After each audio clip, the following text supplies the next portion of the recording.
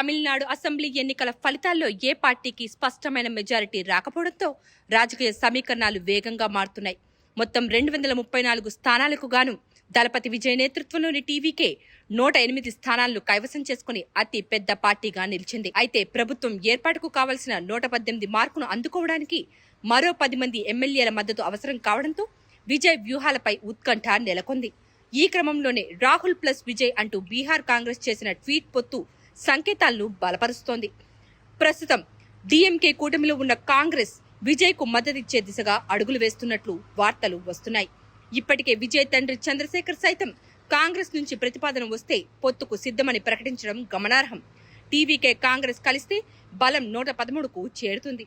మిగిలిన 5 స్థానాల కోసం పీఎంకే, సిపిఐ, బీసీకే వంటి చిన్న పార్టీలతో చర్చలు జరిపి విజయ్ ముఖ్యమంత్రి పీఠాన్ని అధిష్ఠించే అవకాశం ఉందని విశ్లేషకులు భావిస్తున్నారు. దశాబ్దాల ద్రవిడ రాజకీయాలకు స్వస్తి పలుకుతూ విజయ్ సరికొత్త కూటమి ప్రభుత్వానికి తెరలేపుతారో లేదో చూడాల్సిందే.